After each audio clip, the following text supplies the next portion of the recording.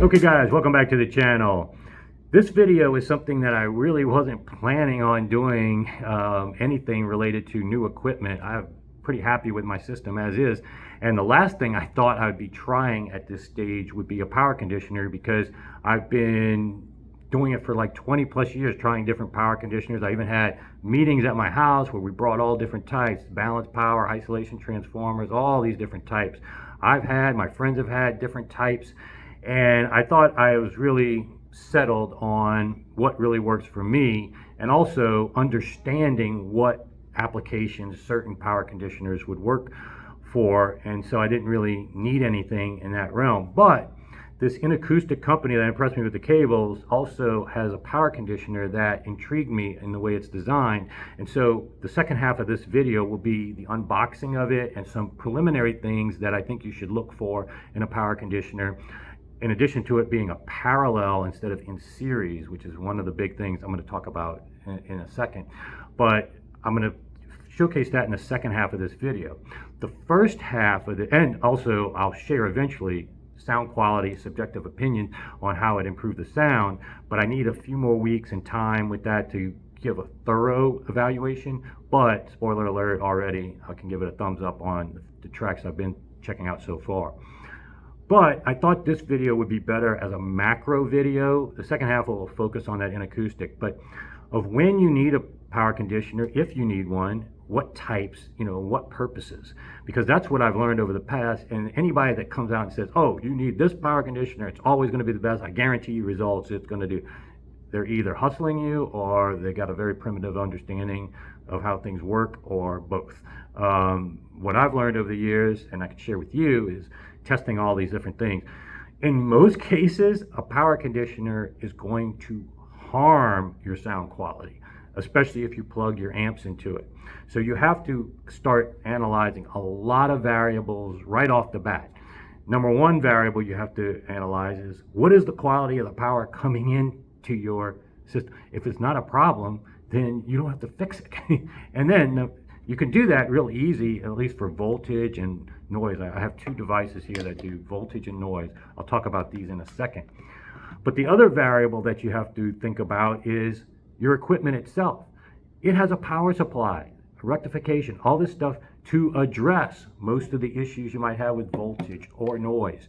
So what does it do to address whatever problems you do have? And if you're duplicating what it's already doing, like in some cases these regenerators or inverters with battery power or whatever, they're doing the exact same thing your power supply is already doing. You're putting now you're adding another thing in series with your power and creating extra resistance. So unless it's offsetting it with extra positives, that extra stuff in series can sometimes be a detriment. As I've mentioned, in many cases I've found that to be the fact. In fact, severe detriment in sound quality. At best, you want it to do no harm. And it brings up another variable in the equation. What do you want your power conditioner to do? Do you want it to give you more outlets, to be more of a distributor? That's a very common and smart way to think of it. But there's another reason. Some people want it to reduce noise. They get neurotic. It says, oh, I got noise on my line, I need to get it out. Or I got non-perfect voltage. I got fifth harmonic distortion, I need to get it out of there. And that's fine. So there's going to be applications and certain power conditioners for you for that. But really, the smartest thing to do with your power, number one, is protect your gear. And maybe I'll take you out as soon as I finish this video, show you at my breaker box what I have. I have a whole house protection by Richard Gray. And that's going to be something that I encourage you to help you sleep better at night. You do not want a lightning strike taking out your gear, as well as everything in your house. That is something that some of my friends have dealt with, and it is not fun. And all these boxes they had, in one case, my friend had a Macintosh power, conditioner supposed to protect them. Doesn't. None of those are going to protect you from a lightning strike. You need to have almost industrial level protection at the breaker box.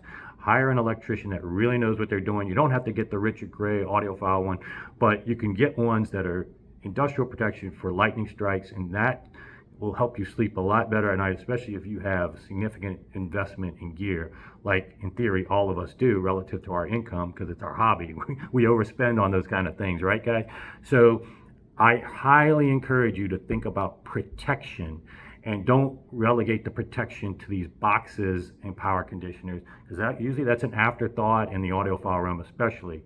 But if you do and can't do the whole house protection, there's two companies I would recommend for more secure protection at the actual equipment level. It's a Brickwall is one name of the company, and SurgeEx. Those are two that don't use those cheap MOVs that end up being useless after a few years anyway, and aren't going to protect you from a lightning strike. So those are the two companies that I've recommended to people in the past. Had no detriment on the sound, and actually gave them peace of mind at night because it has very good protection purposes. So again, this isn't just all about Inakustik. I'm trying to tell you other ways that can help improve your power.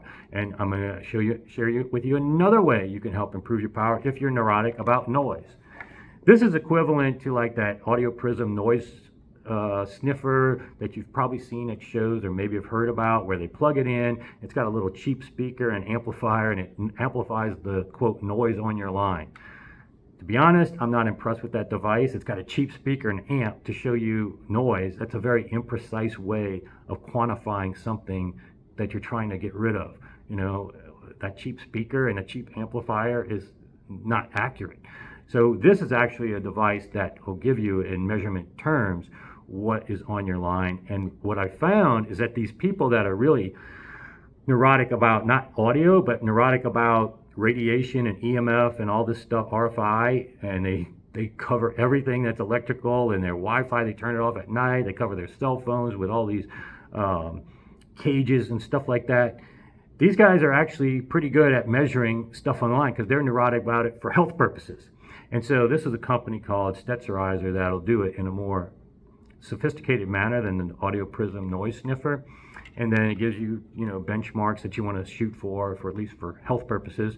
But if you're an audiophile and you're kind of neurotic like all of us are, and like I was at one time, I was like, yeah, I gotta make sure mine is good, But you can reduce the noise without those $5,000 power conditioners that are in series, and also potentially bringing negatives.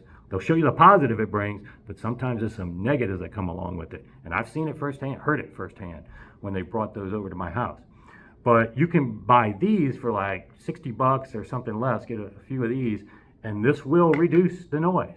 Same thing with the Audio Prism noise sniffer. So if you want to do the demo and compare just what they're showing in a demo, $5,000 power conditioner brings it down. This and this brings it down just as easy. So you don't have to spend a lot for whatever purpose you're using it for. Now, what I care about now, I really don't care about this stuff anymore. I did it one time, and it's nice to have it. I still have it. If you want to play around with it, follow the same journey I did, you may find it works better for you, whatever.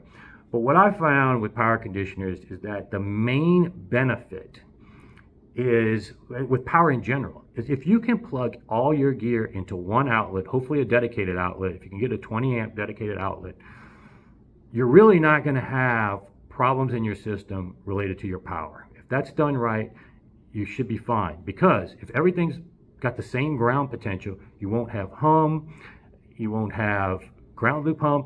You can potentially, with a dedicated line potentially have asymmetry on the power line that will make your transformers hum. So there's two types of hum. There's ground loop hums that'll come from your speakers, and no matter if you turn up the volume, it's still, that's ground loop hum.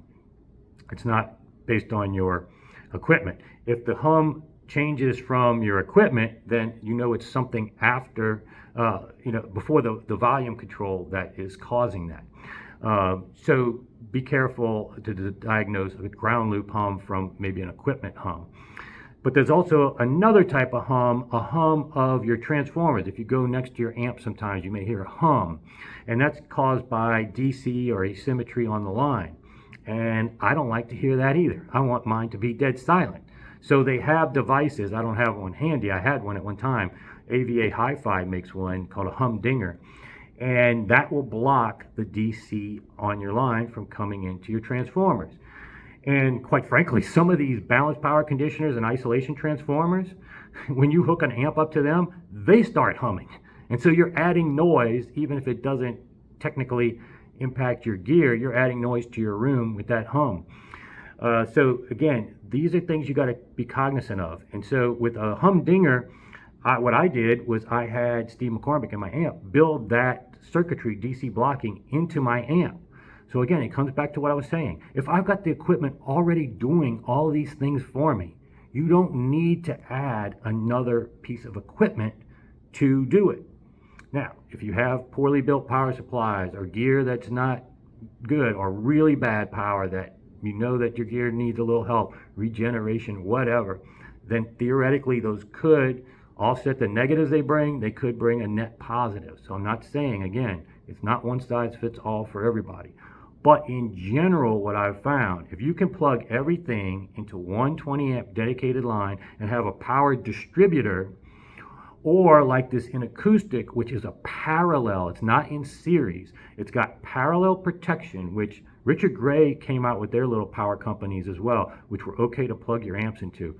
Most of these other power conditioners, certainly not batteries, certainly some big transformers, isolation transformers that are big enough, balanced power conditioners that are big enough you can plug your amps into.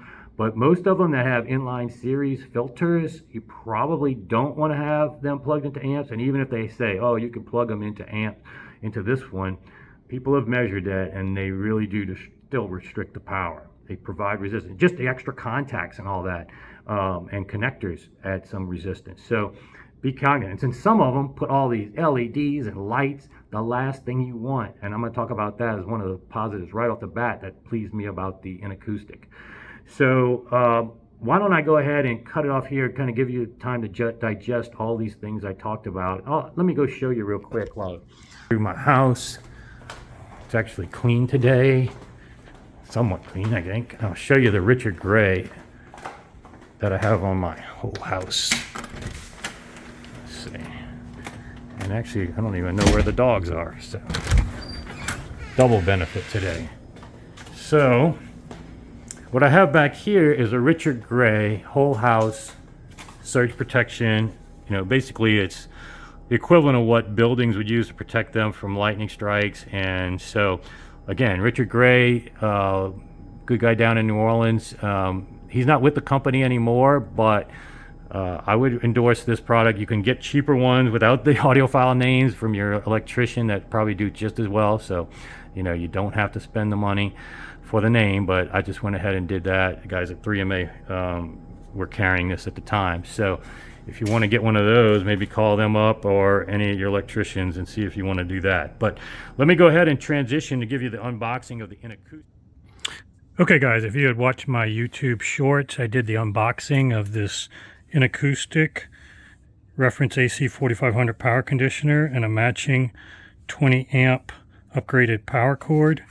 Just going to show you a little bit about the manual though, further in depth. Now this part is in German, but if you notice, again, German engineering and these companies that are audiophile from Germany do tend to think of everything. You'll have the English version, very detailed. You know, most power conditioners, you barely even get a manual because there really is not much to it, but giving you all the details needed.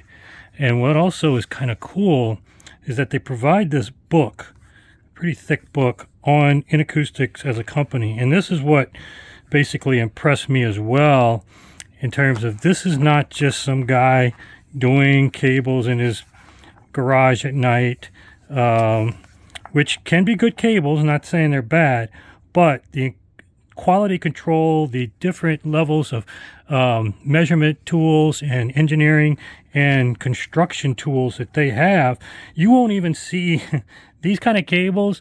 You won't even see these on AliExpress or the Chinese trying to even copy them because they can't. I mean, again, most of those copies aren't good anyway when they're copying other audiophile brands, but they don't even try with these because this is too tough to mimic. Again, none of this guarantees better performance or better sound quality, but if you want a high-end experience and just judge a brand on other metrics other than sound quality, this passed my test right off the bat. It was something I was looking for from a company to invest money in cables for high-end purposes. And then again, as I heard him at the gentleman's house in Northern California, and he chose these over much more expensive ones to outfit all of his systems, that was a little more anecdotal support for me to go ahead and try some as well. And who knows, maybe one day I might even visit this company in Germany. I'll leave that for a future video if that ever transpires. But this is very impressive to me, the company itself. So now let's get down to the brass tacks, and I'll continue with doing some testing. Okay guys, wanted to give you just a quick view of the front faceplate in more detail. This is an extremely heavy piece, probably the weight of amplifiers, thick aluminum chassis. What's really nice is no gauges, no fancy LEDs. A minimalist is what you actually want for a power conditioner. Especially this one's in parallel, which is one of the reasons why I wanted to try it. I only have found where parallel power conditioners would be beneficial, or have any non-negative impact on amplifiers. But there's so many of these power conditioners that are in series, unlike this, and they throw power in LED lights, gauges, all this other stuff. That's the last thing you want. Now, can those products still offset the negatives with whatever positives they do? They can. I just haven't found one that I would ever invest money in that works. And I've had many trials in my home. I've had shootouts at my home with a bunch of people bringing theirs. I've tried balance power, isolation transformers, you name it. I've tried it.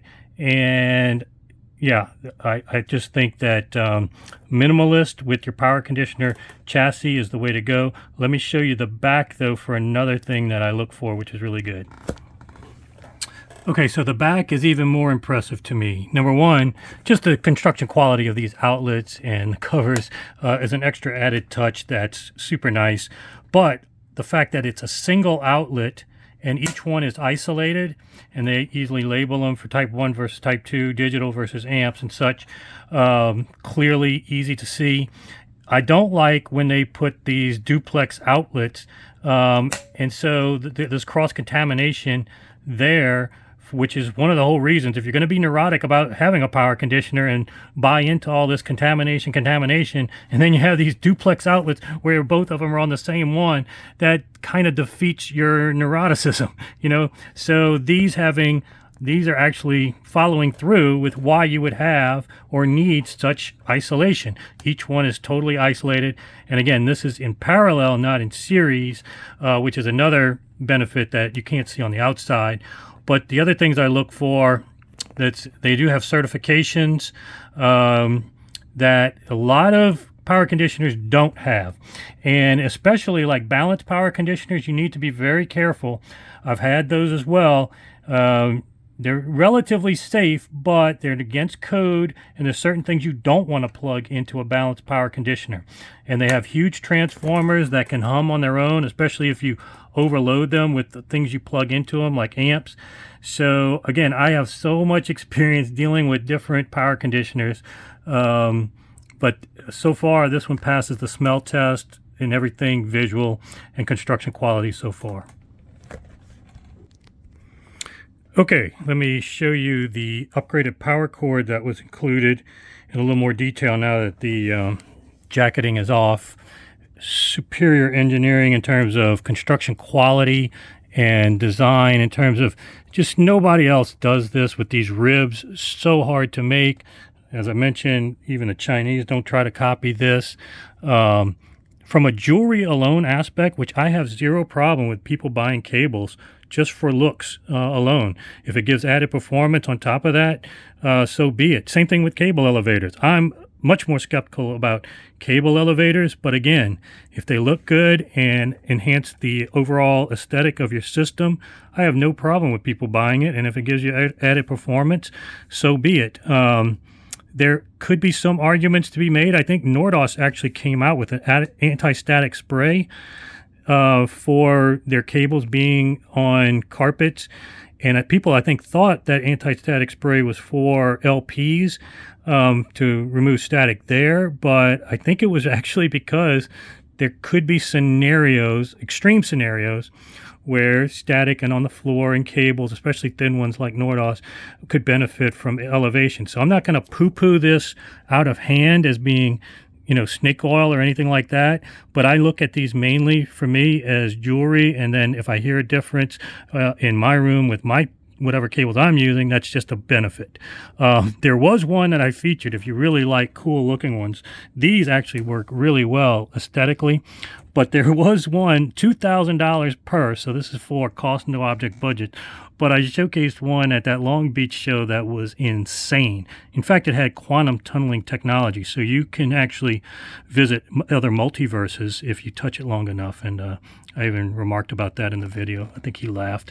He was a good sport about it. But in any case, yeah, this definitely adds a nice aesthetic element. And, you know, if it gives you performance on top of that, all the better. But let me go ahead and hook all this up and get to the next level of testing this.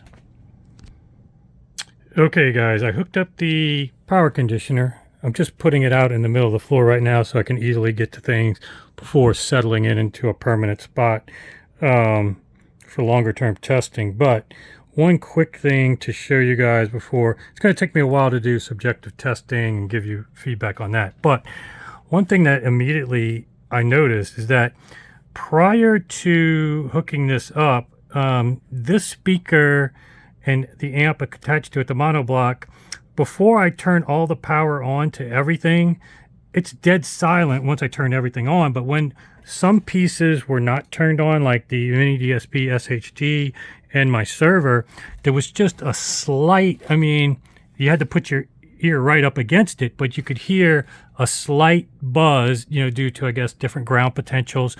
Once you turn all the equipment on, it was totally quiet. So it wasn't a big issue, but I had called Steve about it one time, just Steve McCormick, just to see, you know, it was nothing to worry about, but just part of the deal whenever you're dealing with plugging a lot of equipment into different outlets. And even in this case, I did have everything going to the same outlet, but it appears that plugging everything into this and then to that dedicated outlet does do a little bit even more, because I get literally nothing. You're hearing, this is before I even turn on the pieces. Before, when I was doing videos and my ear was right here, I could sometimes hear it. You know how I put my chair with this speaker in the background. If I leaned over, I could hear it. I can't hear anything now. And I'm putting the mic right up to it. And of course, when I turn everything on, it's dead silence. And that's the other thing I look for in systems. I like dead silence, and I like to be able to turn the volume knob all the way up and not get hiss, hum, anything. So just from an anecdotal performance perspective, even though this is a parallel power conditioner, which I don't expect it to do a lot of filtering per se of noise, which in many cases I found the more that some of these things filter the noise, they actually restrict dynamics too. So it's not something I look for. But in terms of better ground potential and, you know, eliminating something that tangibly I heard before, I don't hear now, that's already one positive benefit. Listening tests are going to take at least a few weeks. I'm going out of town. I'll do that in a separate video, but just wanted to give you guys some initial feedback and insight into this piece.